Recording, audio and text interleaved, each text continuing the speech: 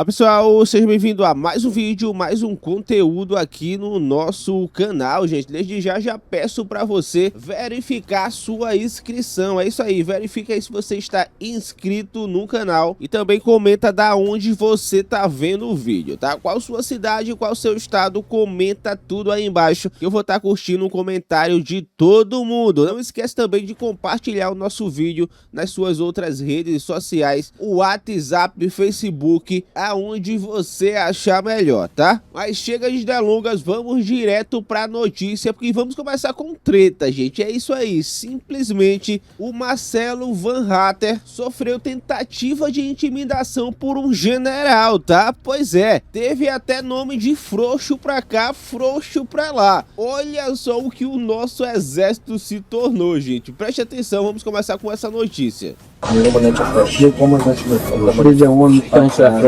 ele é onde está, ele é onde está. Se o senhor defende o frouxo, é frouxo também, me desculpe. Não. É frouxo, é covarde. Pra puxar no cano pra falar uma coisa, pra ter uma defesa dessa, leva o seu comandante vem aqui, ele vai aparecer aqui semana que vem, ele pronto, não é frouxo. Vai estar aqui semana que vem?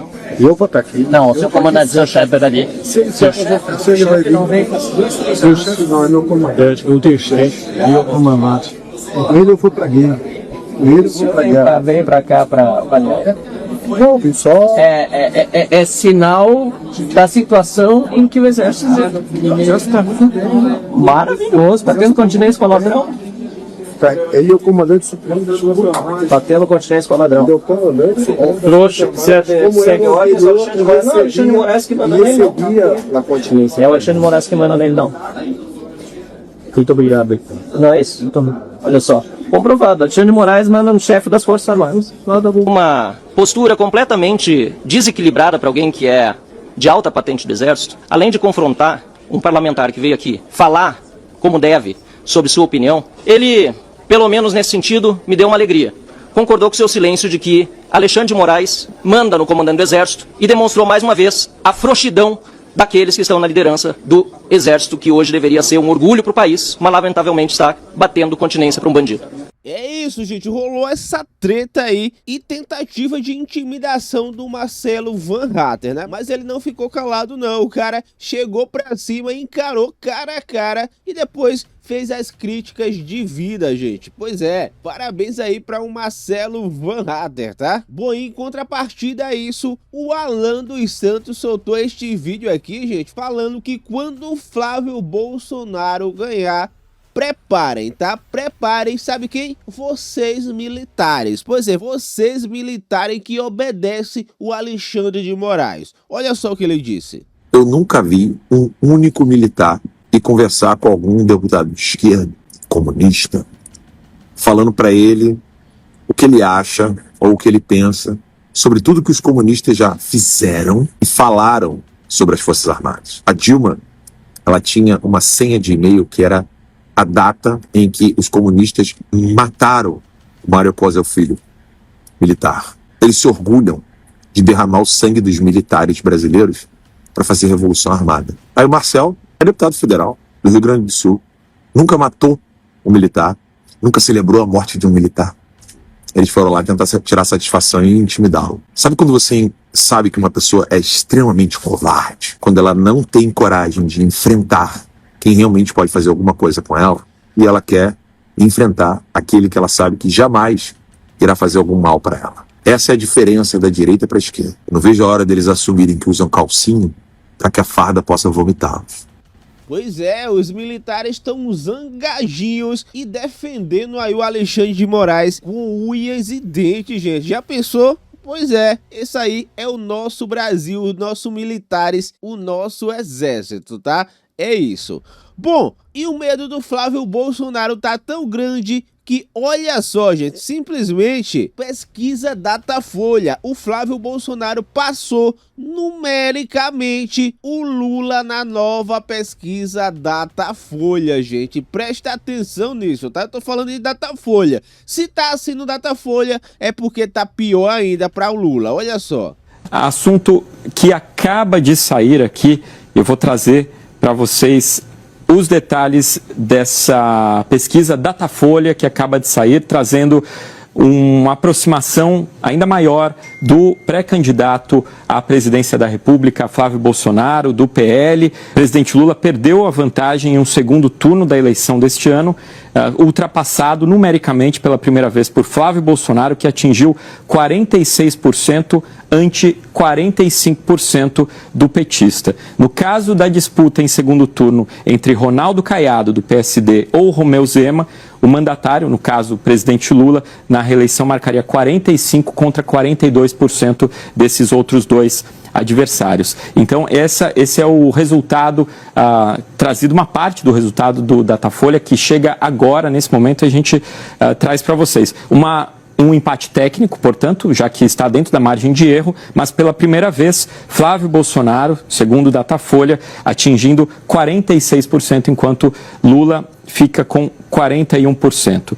É uma pesquisa que ouviu 2.004 eleitores em 137 cidades, nessa semana que termina hoje, entre terça-feira e quinta-feira, registrado no Tribunal Superior Eleitoral. É isso, gente, o cara tá voando, pois é, agora numericamente na frente do Lula, na frente do ladrão. Vai ser no primeiro turno ou não vai, gente? Pois é, comenta aí, porque só cresce, tá? E ainda nem começou as campanhas eleitorais. Bom, e a coisa tá tão feia para o Lula, gente, que tá todo mundo largando a mão do Lula. A gente sabe que o Centrão já começa a largar a mão do Lula, pois é.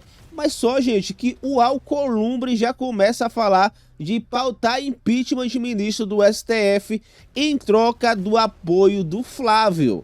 Olha só o que tá rolando no Congresso. O Flávio Bolsonaro já começou a governar e já é um consenso que ele será o próximo presidente. O Davi Alcolumbre começou a obedecer o homem como se ele já tivesse tomado posse. E agora deu um passo extremamente ousado. Começou a sinalizar que vai pautar o impeachment de ministro do STF.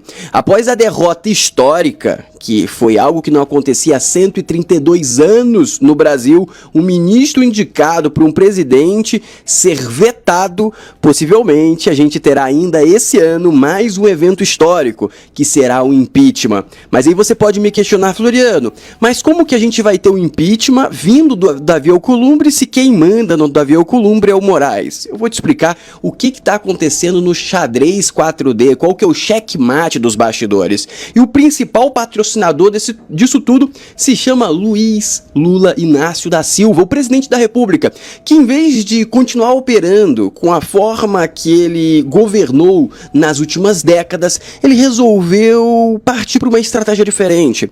Ele parou de ser o cara político do somebody love, que sabe engolir sapo e sabe abraçar inimigo, e ele se tornou vingativo. E agora ele quer tentar atacar tanto o Alcolumbre quanto o Alexandre de Moraes por ter humilhado ele no plenário ontem.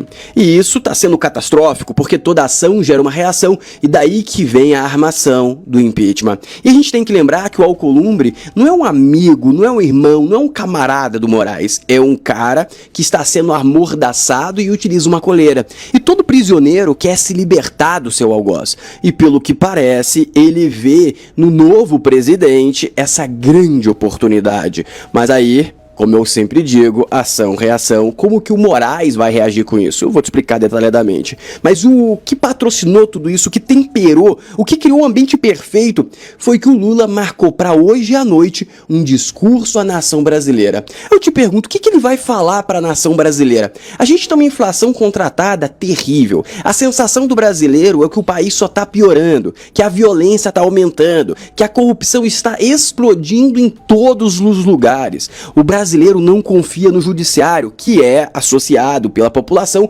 como amigado do Lula. Ou seja, juntando tudo isso, a aprovação do homem não para de cair. E qualquer coisa que ele fale agora vai ser, obviamente, alguma mentira que vai ser desmentida nos próximos meses no máximo, se ele tiver sorte, se não for na próxima semana. Existe uma inflação que vai vir do preço do petróleo, que já está ultrapassando a casa dos $110 novamente, que é gigantesca. E é algo que ele não consegue controlar. Se fosse 2, 3 dias para as eleições, 1, 2 semanas, ele conseguia segurar no braço. Só que ele começou a segurar muito cedo, o petróleo continua subindo, já foi um repasse de 50% 30% de alta no preço do querosene de avião, ou seja, vai ter uma inflação gigantesca nas passagens de aviões, a gente vai ter uma inflação no alimento, ou seja, tudo que o Lula prometeu que ia ficar barato vai ficar extremamente mais caro ainda nos próximos meses. E aí esse discurso, o que se está rolando pelos bastidores é que ele vai colocar Congresso inimigo do povo. Ele vai querer criar um racha e também vai tentar se desconectar do STF. Pois é, gente, e ele já vem falando isso, tá? No último anúncio que ele fez na televisão, já colocando o Congresso como culpado de tudo. É incrível como a culpa nunca é dele. Agora a culpa é do Congresso, tá? O cara colocou a culpa até no Bolsonaro, sendo que o Bolsonaro, gente, está preso, nem presidente é mais. Pois é, a culpa é de todo mundo, menos do Lula. Bom, mas agora a gente vai a mais comentários com ele, gente, com o Didizera, que vai trazer mais notícia pra gente, tá? Muita coisa rolando, não esquece de pegar o cafezinho, porque ainda tem muita bomba, tá? E novamente peço pra você verificar se você ainda está inscrito no YouTube, falo ainda, porque o YouTube costuma tirar as inscrições, tá? E se você quiser virar membro do canal, o botão de membro também tá aí embaixo, mas sem delongas nenhuma, vamos direto para o Didizera. Bom, vamos lá, né? Vamos começar aqui falando justamente de uma matéria que saiu no Globo, dizendo sobre a possibilidade de uma reconfiguração total da Suprema Corte. Aí você deve estar se perguntando, mas como, Didi, isso é possível?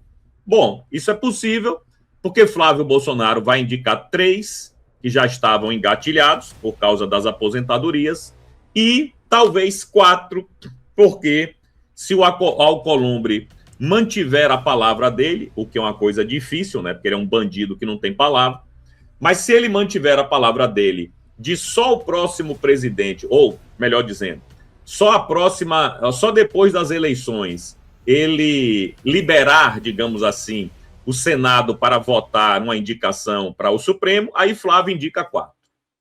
Só que a galera está esquecendo do seguinte, esse artigo que eu vou comentar aqui com vocês, do Globo, é uma matéria. Eles esquecem de uma possibilidade, que é o impeachment de um ministro ou mais. Você já pensou, irmão?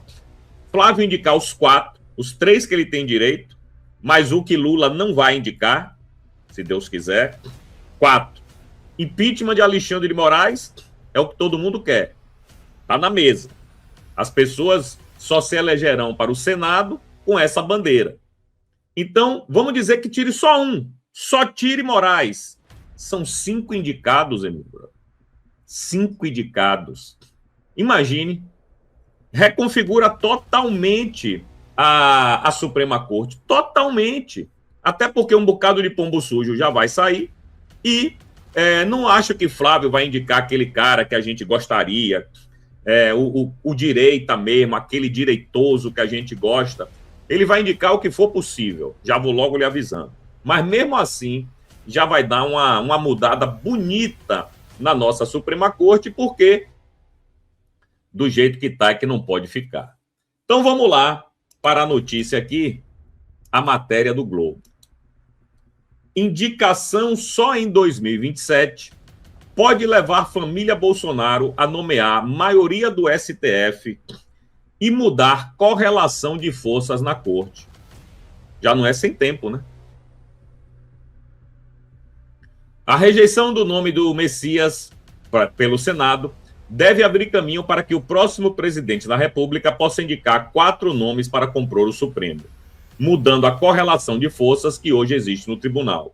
Esse cenário é traçado após interlocutores do presidente do Senado, Davi Alcolumbre, indicarem que ele só deve analisar o novo nome após as eleições. Assim, há a possibilidade de que a vaga na corte seja preenchida apenas no ano que vem pelo candidato eleito em outubro. Além da cadeira atualmente vaga, 3 integrantes do STF terão de deixar a corte por atingirem a idade máxima nos próximos anos. Fux, 2028, Carmen Lúcia, 29 e Gilmar Mendes em 30. A aposentadoria é obrigatória para aqueles que completam 75 anos. O cenário acirra a disputa política em torno do futuro do Supremo e passa a ser visto como peça central na corrida presidencial. Integrantes da oposição avaliam que, em caso de vitória de Flávio, o nome do bolsonarismo na disputa desse ano, haveria a possibilidade de consolidar uma maioria de nomes indicados pela família na corte, com 6 dos 11 integrantes. Hoje, 2 ministros do STF, Nunes Marques e André Mendonça, foram indicados pelo ex-presidente Bolsonaro. Aqui só uma outra pausa rápida aqui.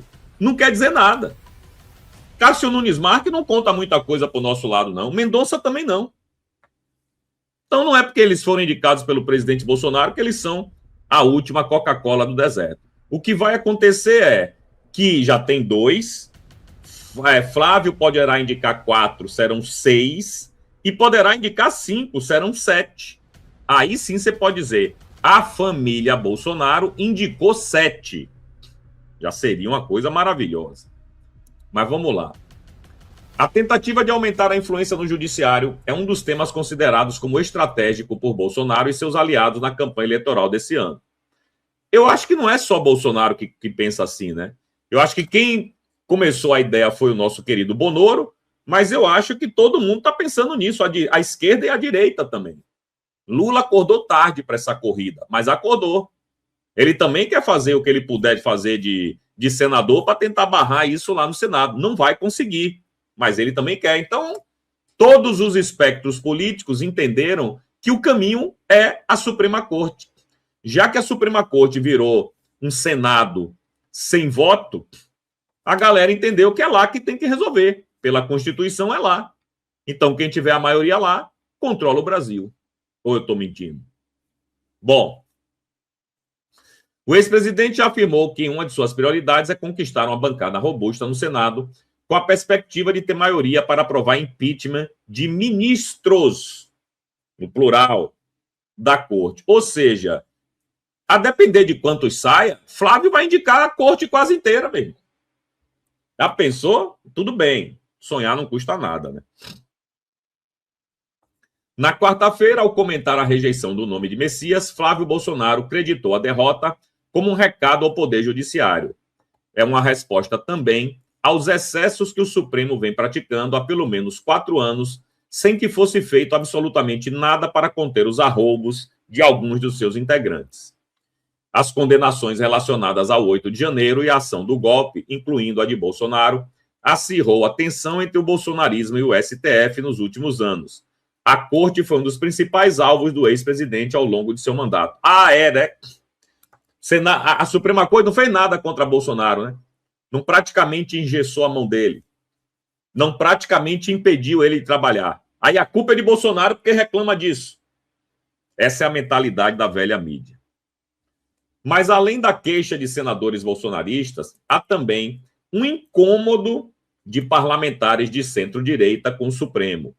O Poder Judiciário protagonizou embates com parte do Congresso durante o funcionamento das CPIs que investigam fraude no INSS e do crime organizado.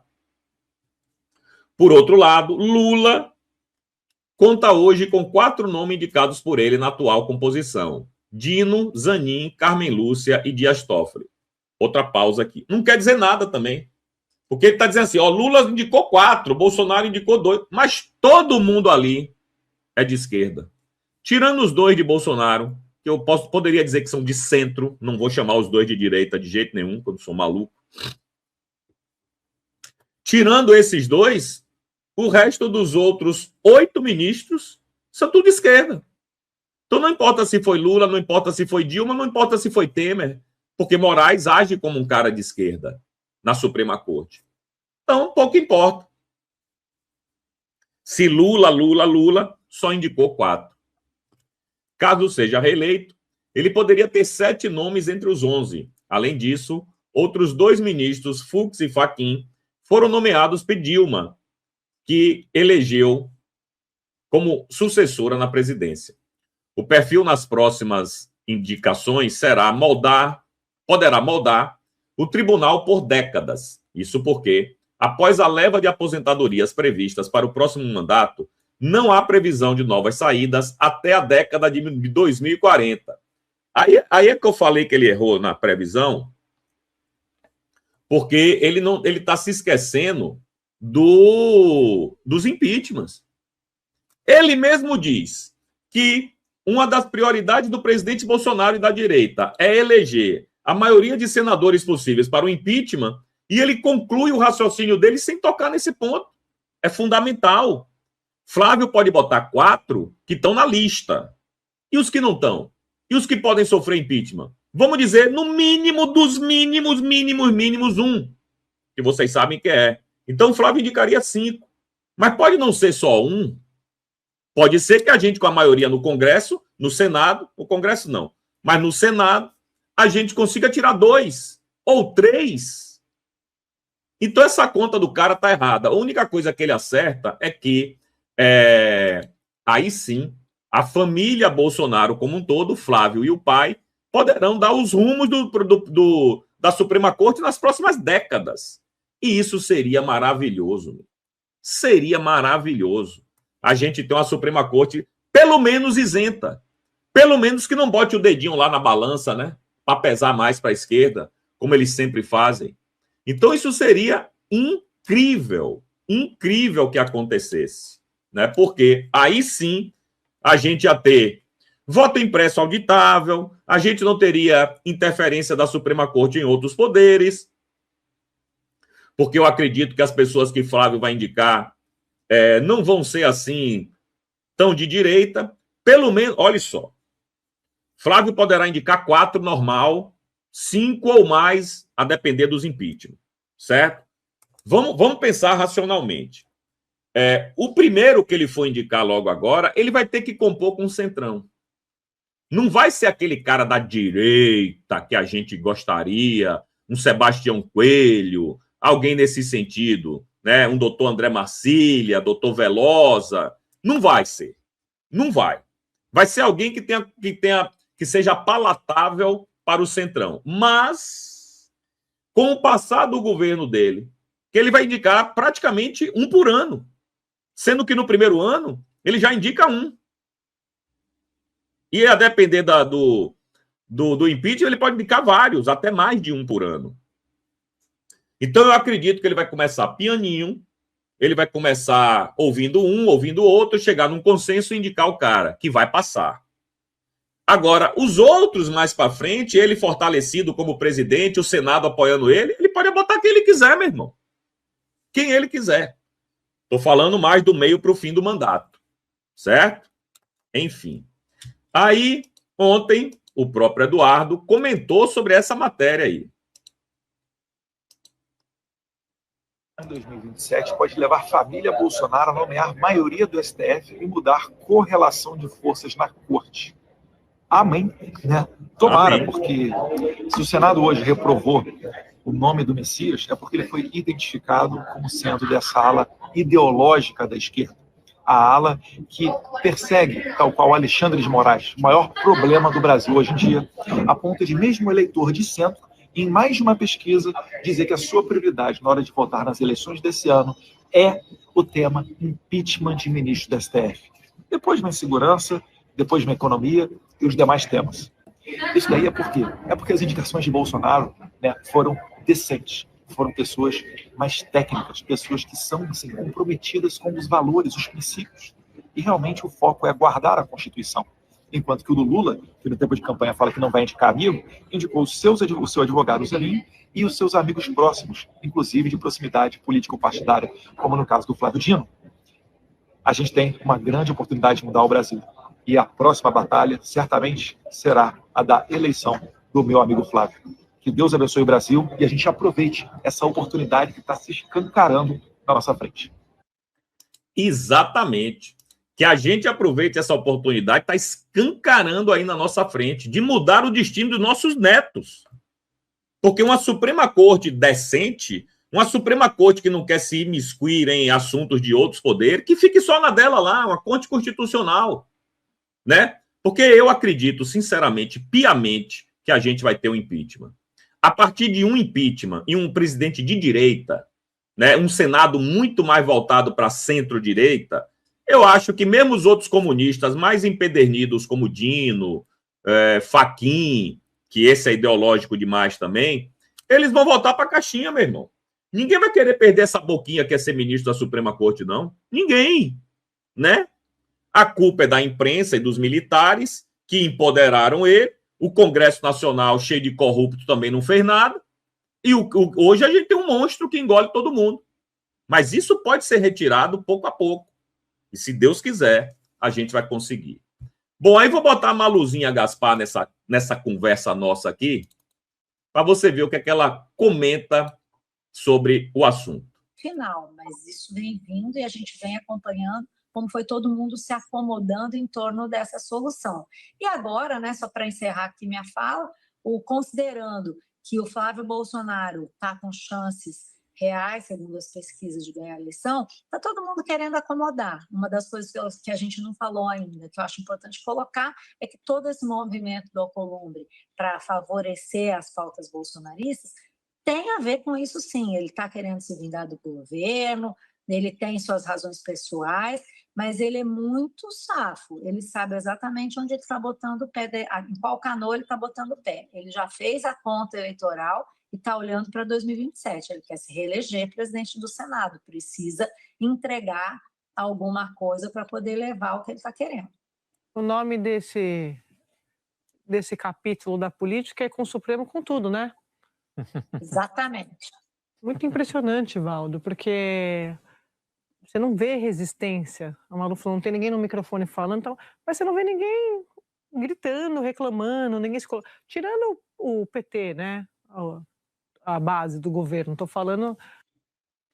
Bom, você viu aí o que a Malu comentou, mais ou menos na linha do seguinte, isso foi uma costura feita com Flávio, cada um com os seus interesses, como eu falei, no dia da derrubada do Messias, né? O Flávio tem o interesse de que, derrubando o Messias, uma vaga pode ficar para ele, porque o próprio Alcolumbre já tinha dito que só vai ser depois das eleições. Flávio ganhando, a vaga é dele. Então, o que é que Alcolumbre ganha nisso? Alcolumbre ganha nisso uma ponte com Flávio. Não sei se Flávio vai apoiar ele para a presidência. Sinceramente, eu acho que não. Não vejo esse acordo. Não vejo esse acordo. Eu não estou falando aqui de um cara que gosta da família Bolsonaro, um cara que está deixando o meu amor pelo presidente falar mais alto do que a minha análise. Não estou. Eu estou sendo franco. Eu não consigo ver esse acordo, sabe por quê? Porque você, com a maioria do Senado na sua mão, de direita, por que você vai botar o Alcolumbre mesmo? Se você pode botar, inclusive, o coordenador da campanha dele, o Rogério Marinho, que está sendo um dos candidatos aí pensado, né, para um futuro presidência do Senado.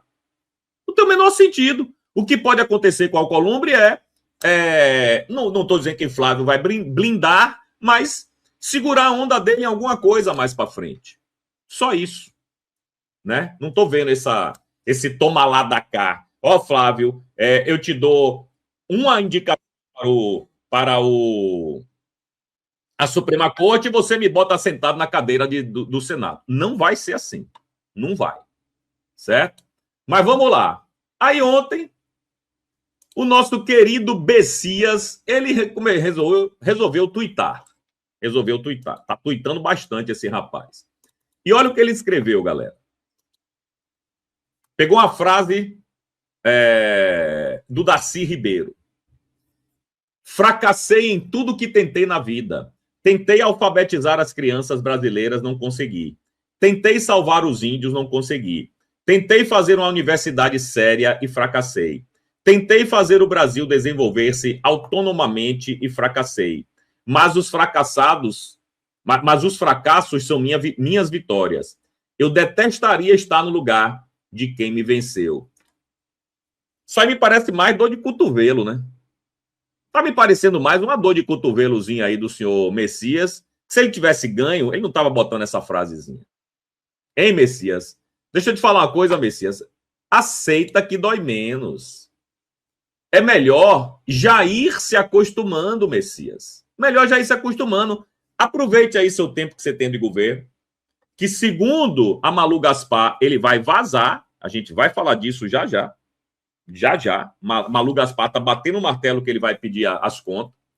Então, meu irmão, segue tua vida, brother. Segue tua vida. Certo? Bom, aí vamos lá. Ainda tá aquela mágoa do Lula com os traidores.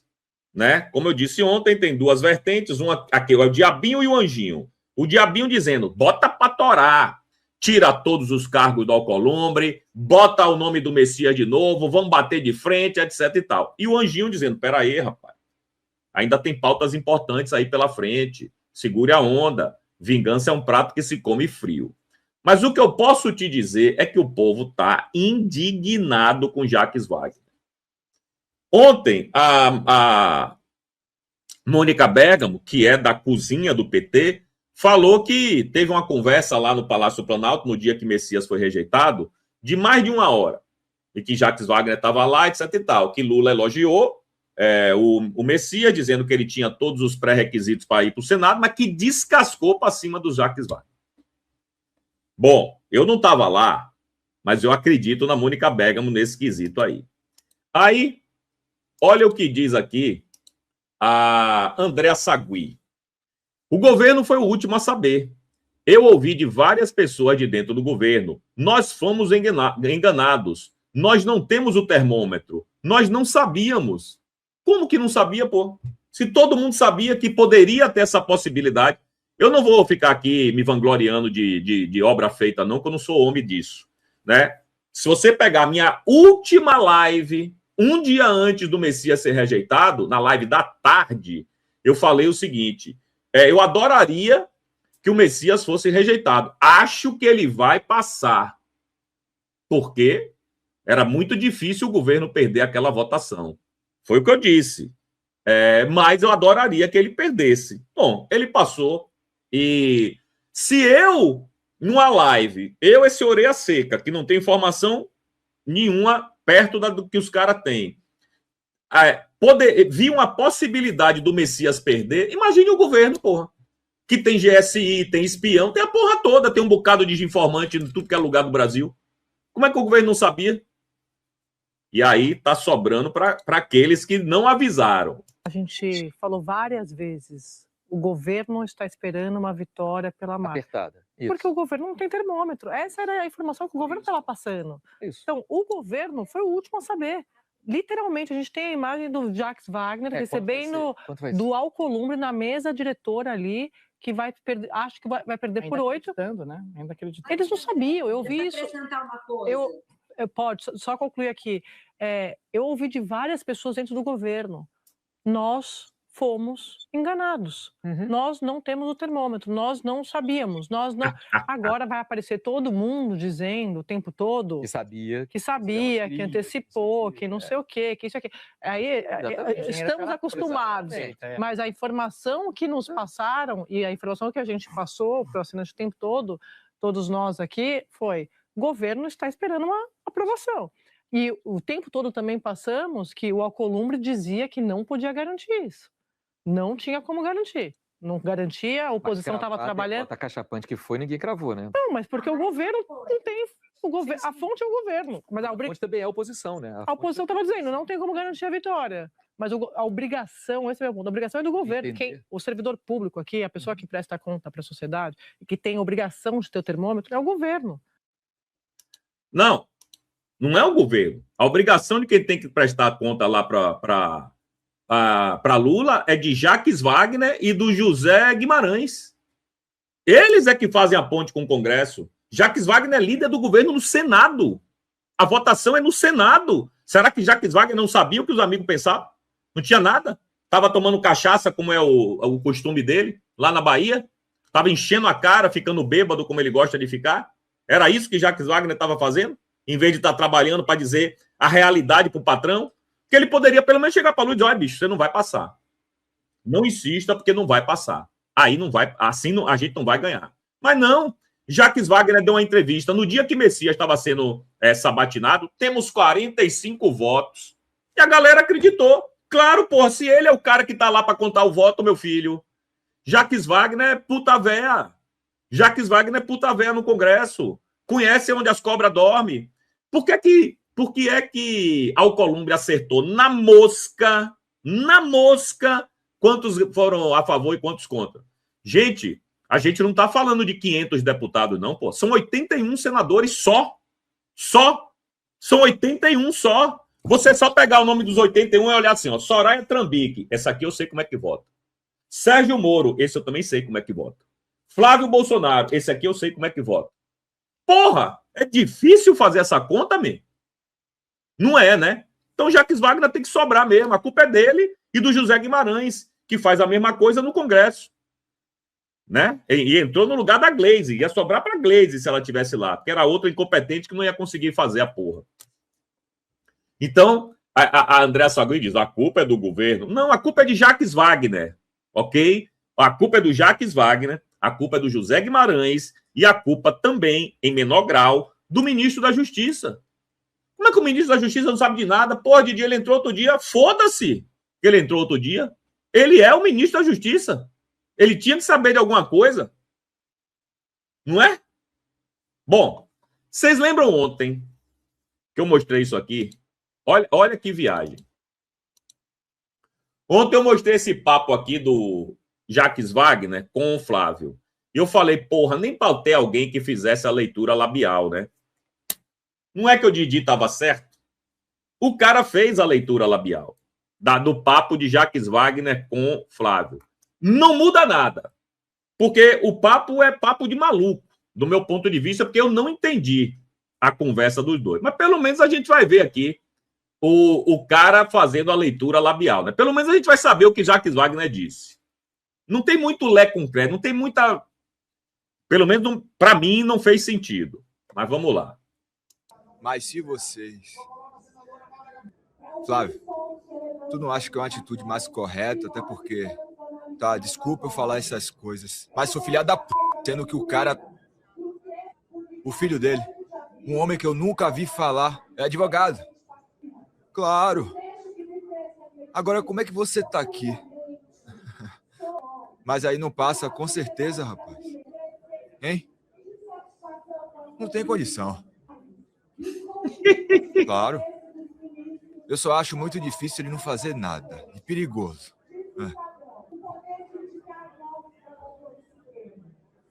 Mas ele me conhece aqui. Eu encontrei ele. Aproveite e segue o Veloso com 2 L's. Vocês viram aí, né? Teve um momento aqui, que eu quero voltar aqui rapidinho. Olha só. Advogado. Claro. Um homem que eu nunca vi falar. É advogado. Não sei quem é o homem que ele nunca viu falar que é advogado. Não sei. Claro. Agora, como é que você tá aqui? Mas aí não passa, com certeza, rapaz. Aí a pergunta... Essa é a pergunta que não quer calar. Mas aí não passa com certeza, rapaz. E Flávio disse a ele não. Sabe por que Flávio disse a ele não? Que não passa mesmo? Porque Flávio tinha tudo contadinho. A mesma lista que estava na mão de Alcolumbre estava na mão de Flávio. Por que essa lista não estava na mão de Jacques Wagner? A mesma listinha, Alcolumbre cravou com o próprio Jacques Wagner. Vai perder por 8. Perdeu por 8. Essa lista estava na mão de Flávio. Essa lista circulou por alguns senadores. Eu falei com o senador ontem. Ele me confirmou exatamente isso. Essa lista passou na mão de alguns senadores, não de todos. Então, assim, era para que, no momento da votação, Jacques Wagner está perguntando, vai perder? Mas vai perder? Vai perder, não, perdeu. Aí, ó. Tá aqui. Mas aí não passa, com certeza, rapaz. Hein? Mas aí não passa com certeza, rapaz. Ali, naquele momento, era para Jacques Wagner pegar o telefone e ligar para Lula e dizer, olha, Lula, não vai passar. Se prepare, porque a porrada vai ser dura. Não vai passar. Mas ele ali ficou na esperança, né? Na vã esperança que acontecesse alguma coisa. E aconteceu uma derrota. Chupa que é de uva, viu, Jacques Wagner? Chupa que é de uva, meu filho. Mas vamos lá. Aí vem outro machão. Esse é macho mesmo. Quando bate o pé, sai correndo, porque esse daí é macho. Randolph evita dizer que Lula errou ao ignorar alerta sobre derrota de Messias. Ainda teve isso, galera. Além de, no dia, Flávio chegar para eles e dizer, você vai perder. Mas será que não passa? Não, não passa não, meu filho. Hoje não passa. Mas isso aí já estava sendo precificado há muito tempo. Há muito tempo. Eu trouxe aqui a mensagem de março. Mensagem não. A fala de Flávio em março.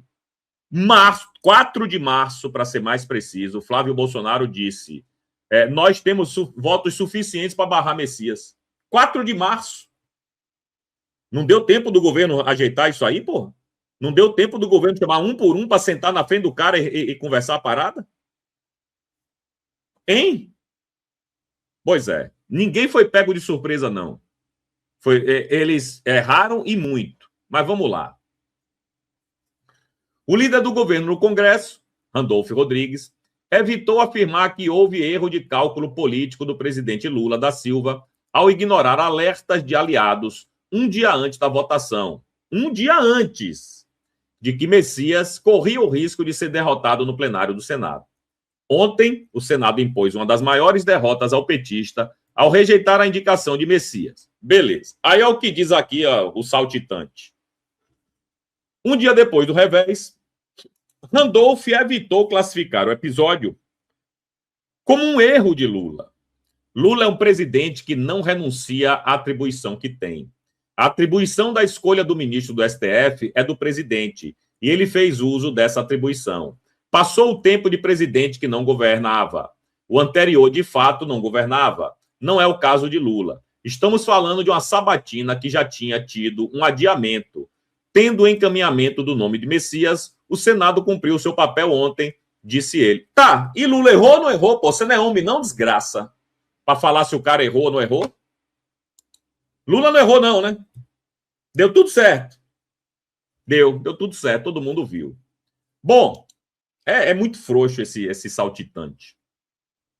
Aí vem a bomba de hoje. Que Messias vai pedir as contas. Aí, ó.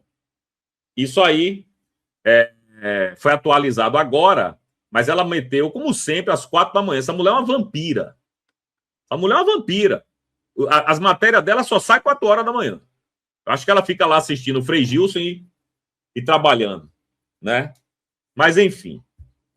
Messias diz a Lula que deixará a AGU após ter indicação do STF rejeitada no Senado. O ministro Jorge Messias avisou a Lula que deixará o comando da AGU após o Senado rejeitar sua indicação para o Supremo. A conversa ocorreu no Palácio da Alvorada, poucas horas depois da derrota histórica do governo no plenário da Casa. Segundo fontes que acompanharam o diálogo, Messias disse a Lula que não terá condições de lidar diretamente com integrantes do Congresso e do Supremo que trabalharam ativamente contra a sua nomeação. Ou seja, não é homem, né? Não aguenta o tranco.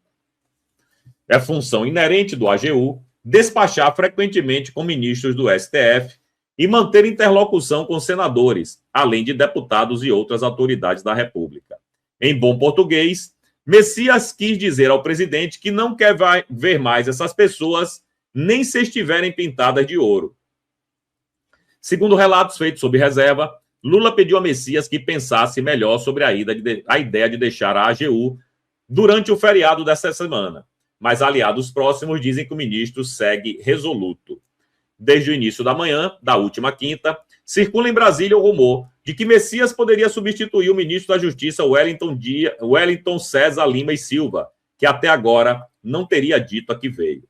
Questionado por interlocutores ao longo do dia, o ministro da AGU negou qualquer sondagem e respondeu que nem o presidente nem os seus auxiliares do Planalto o procuraram para discutir o assunto. Nome de confiança de Lula, Messias integra o governo desde a posse do petista.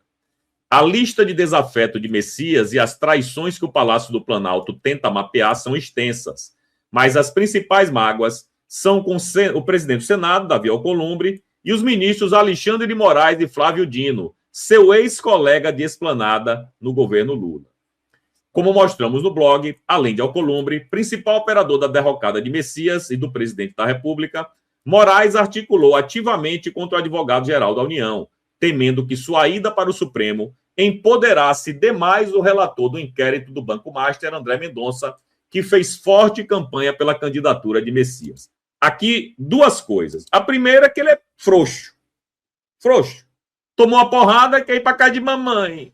Quero ir para casa de mamãe porque eu não quero mais ver senador, não quero mais ver ministro da Suprema Corte. Oh, meu Deus. E a outra é o seguinte, ele era unha em carne com Alexandre de Moraes. Aliás, minto. ele era um funcionário de Alexandre de Moraes. Moraes tratava o AGU como empregadinha. Então ele achou que por ter essa proximidade com Moraes ia ajudar ele. Como diz o Forjaz, não existe lealdade entre os desleais. Não existe. Ele confiou em quem, man?